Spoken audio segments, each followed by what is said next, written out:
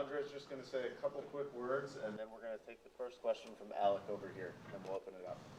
How y'all doing? I just wanted to give a quick thanks to Mr. Lurie, Howie Roseman, and Coach Peterson for this opportunity here, and also to my friends, family, and coaches for supporting me and loving me throughout this whole process.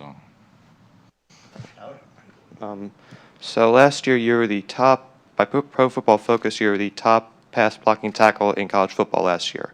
What adjustments are you going to have to make from the college game to the NFL game? Yeah, so coming from that Mike Leach offense at Wazoo, we definitely passed the ball a lot, and so kind of got a leg up on the pass protection and aspect of the game. And there's that question, can this guy run block? There hasn't been much film of that. Haven't been asked to do that a lot, but since the end of college, I've been working a lot on that part of the game, and I'm going to continue to do that, and I'm really excited. You mentioned Mike's offense. You're in a two-point stance most of the time, and not a lot of run blocking in that offense. How do you think you'll take the next step at this level, doing three-point stance and run block? Yeah, like I said, at the Senior Bowl, I kind of got my first glimpse at being in a three-point stance, and it felt pretty natural for me to do that and put the hand in the dirt and just drive somebody off the ball. So, if that was a lot of fun, I can only imagine what the next, chapter of my life is going to be like, and I'm just really excited to, get to work and improve in every way that I can. Among the father who played pass blocking versus run blocking, I think there are some thoughts that people question whether you are mean enough. Can you be mean enough on the field? Oh, of course. You got a little taste of that, over my film and over the Senior Bowl film. It's just a switch, Like, people would think I'm not capable of being a mean guy on the field because I'm nice right now, But, there's that switch that you got to know when, to be mean and when to be nice, so. I think I read that you, when you first started playing football, you described yourself as a wuss. And you just talked about playing with a little bit of an edge. What changed during your high school career that made you more? Well, by wuss I meant, when I first played in 8th and 9th grade, I had no idea what I was doing. I had never hit a person before. So I was like unsure if that was okay. And it's like, yeah, you have a helmet on, you're fine, just go out there. And over the years of progressively getting better at the game, I just fell in love with it more and more and just put more of my, my body and soul into it. And so, definitely gotten a lot more aggressive over the years. In those early years, back to where you were when you first started playing in 8th grade there, to where you are today, can you believe that, hey, I'm a first-round pick and you're standing here with the Philadelphia Eagles today? If you go back to that point, would you thought that idea would be crazy to be here today? Yeah, a lot of the time I do go back and think about those times, and it never even crossed my mind that I would even be like a college player. It just thinking about the journey that I've had up to this point, it really is cool. It really is something special, And so how did that happen? How did you get from that point as a lightly recruited player, as a redshirt player, to a first-round pick? Really, I just, the coaches that I've had growing up, I've been blessed to have, some of the best men in my life with those guys. And they really took me under their wing and, showed me everything about the game and always encouraged me to keep going, keep pushing when times got really tough and I was discouraged in myself. So. When things weren't going well real early, what made you stick with it? Why didn't you give up? I've always just had this thing about me where I like to finish what I started. I don't ever want to leave anything with regrets, and I just really kept trusting it. You've already graduated, right? And so how important was that to get your degree too? Yeah, that was probably the most important, reason that I stayed and didn't go early, and it really was a benefit to me in all different ways, football included. But I just think the degree is the most important part because that's why you're in college. That's the main thing that you got to do. You got to have a plan B because you're not going to play football forever. When you arrived, fans were waiting at the gate, cheering your arrival. What was that like for you? And then what have you been told about Philadelphia and what these fans are like? Yeah, that was just an amazing feeling. I felt like some kind of superhero, that is really good feeling, and just to feel that passion from the Philly fans right there. And I've been told that the media, the fans, everybody is all about their Eagles. Very passionate group, community, and I'm just really excited to be a part of all that. So I think you only gave up 1 sack last season at Washington State. Do you remember the 1 sack, and how much pride do you take in a stat like that, only giving up one when they pass the ball as much as you guys do? I remember that same exact play. I sometimes dreamt about it because I just really critical of myself and everything that I could do better on each play. So. They've got Jason Peters, obviously, as you've heard, at left tackle for now. Did they tell you what they'd like to see from you this year? And if there's an opportunity and they really want to get you on the field, would you play guard or would you learn another position on the line at all? Yeah, right now I'm here just meeting everybody, kind of showing me the ropes around the place right now. But, whatever they need me to do, I'm here ready to do it and ready to work. Getting back to that 1 sack, what do you remember about it? I do remember that my weight was kind of forward and my hands weren't all the way inside on that particular play, and so he kind of just got a hold of my shoulder and kind of pulled me down forward and went inside. So it's just, I'll always remember that play.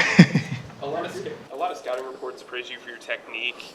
How have you kind of developed that technique throughout your career, and has your dad helped you with that at all, having his experience? Yeah, my dad definitely played a huge part in just my football development, especially in the earlier stages. I'd always ask him for advice throughout the years, and not just football, but life in general. And he's been just the greatest role model for me. And after every game, he would kind of critique me a little bit here and there, tell me about certain plays and all that. But the technique standpoint, I used to watch a lot of Jason Peters and Tyron Smith with the Cowboys, and Trent Williams, the Redskins. Just some good tackle. David Bakhtiari. I just like to watch some of those high-end tackles and kind of watch what they do with their technique. And I've heard just lots of different pointers from different coaches everywhere.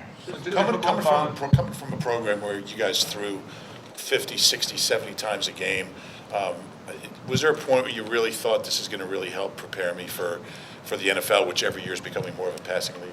Yeah, I do think that having a leg up on pass protection is helpful for me because it is something that is very hard to master.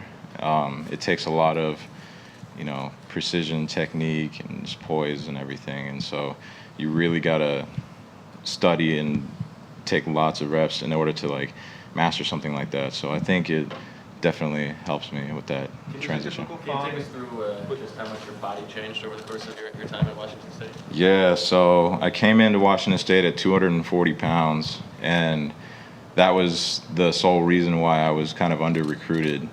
And Mike Leach and the staff over there just kind of took a chance with me. Let's see if we can put some meat on this skinny kid. And, it just turned out to, work really well. And I gained about 20 to 30 pounds each year and started at 290 my sophomore year, and then about 305 the next year, and then 310 my last year. So it worked out pretty well. What'd you do to put on all that weight? I just lived in the weight room, really. I go between class and fill my backpack up with snacks. I would eat late at night because apparently that's how people gain weight a lot. And I'd set an alarm for 2 a.m. and drink a protein shake and then go back to sleep. What kind of snacks? Those little peanut butter and jellies in the bags. That was a popular one there. And then just little bars and bananas, all that good stuff. Did you have to make any changes to your game as your body grew? Did you have to learn to do a different technique?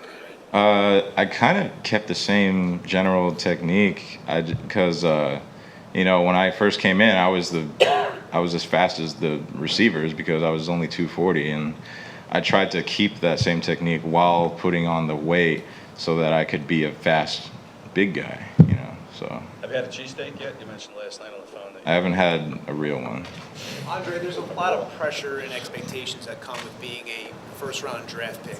The fact that you likely will not have to be thrown into the fire and play right away and can learn from a guy like Jason Peters, will that help alleviate some of the pressure and expectations you think where you can really just learn and focus and maybe not have to worry about some of those other things that other top picks have to worry about? I mean, sure, yeah, you'd imagine that, you know, if somebody were to not have to be thrown in right away, you know, they would get a lot of extra time to, you know, develop their skills and learn from the best of the best. But, you know, like I said before, whatever they needed me to do, regardless of what it is, I'm ready for it. So. You mentioned some of the great left tackles that you've watched.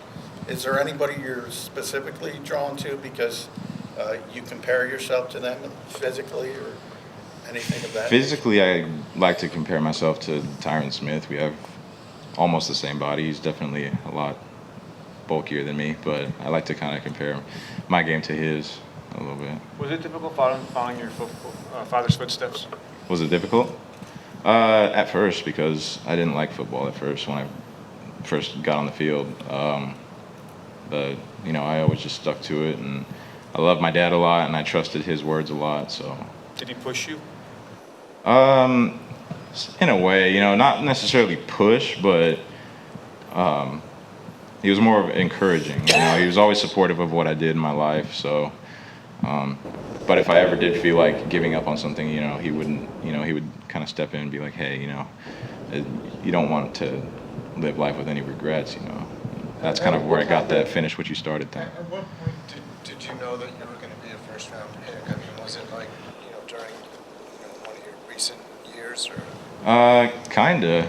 I didn't start thinking about NFL until maybe midway through college. And then that's when my coaches were kind of like, hey, you know, these scouts coming through asking about you. And I was kind of surprised. I was like, are you sure it's me? You know, like, but, you know, that gave me some confidence. And then as the words, you know, started coming in more and more about, you know, NFL this, scouts this, and it kind of just clicked in my head like, hey, you know, I can do this, you know, and I started comparing myself to, you know, NFL players or just players that I played with that are in the NFL now, you know, like Joe Dahl with Detroit and Cole Madison with Green Bay.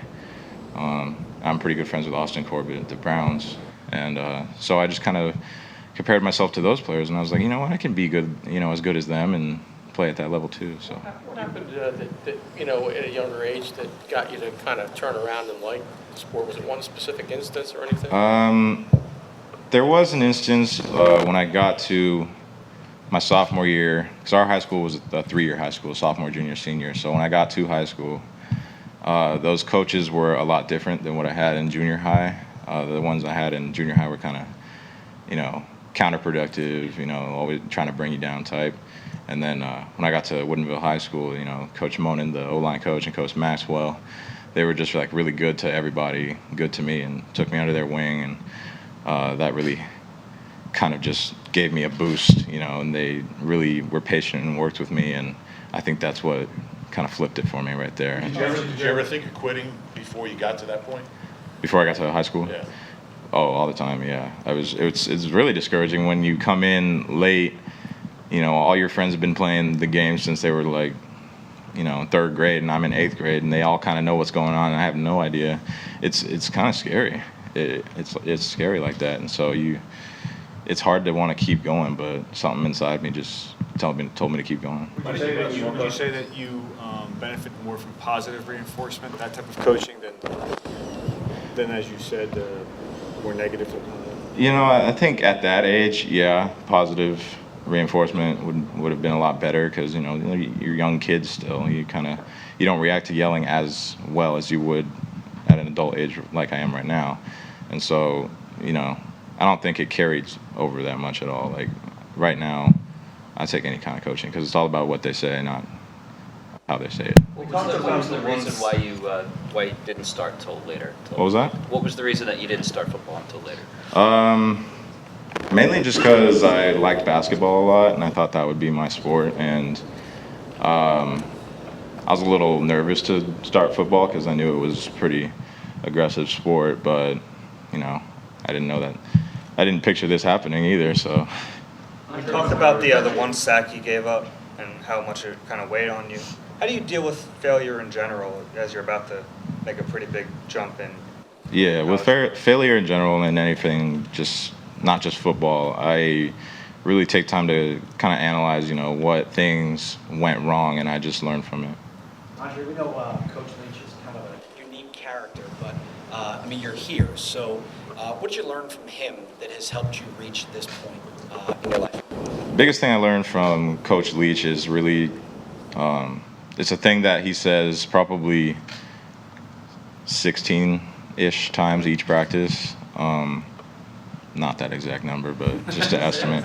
But he says it a lot, and it's just play the next play. You know, whether you did, you know, good or bad on a play, like, all that matters is the one in front of you, because, you know, you did good, you can't showboat and be like, oh yeah, I'm the guy, and then just get ran over in the next one. And if you do something bad, you can't hang your head on it. So that's just the biggest thing, is to just have like a short-term memory, but be able to adapt and learn if you did something wrong. So football wasn't in the cards all along, so to speak. Then 5 years ago, when you first set foot in Pullman, what were you thinking would be your life after college? You know, I had no idea. Honestly, I was just kind of going where life was taking me. Have you thought at all about what your first sort of big purchase will be? Maybe a vehicle of some sort, so I can actually get around and stuff. Yeah. All right. You mentioned That's fine. You mentioned that you've watched a lot of tape of Jason Peters. What impresses you the most about him as a player? The first thing I noticed was just how big he is and how he can move that body that well.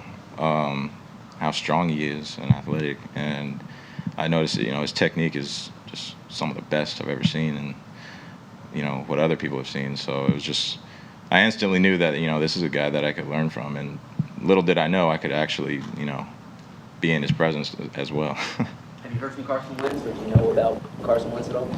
Yeah, he actually texted me the day I got drafted. He's just, you know, super excited for me and happy to have me aboard and excited to work with me. Thanks, guys. Thank you. Yeah, thank you.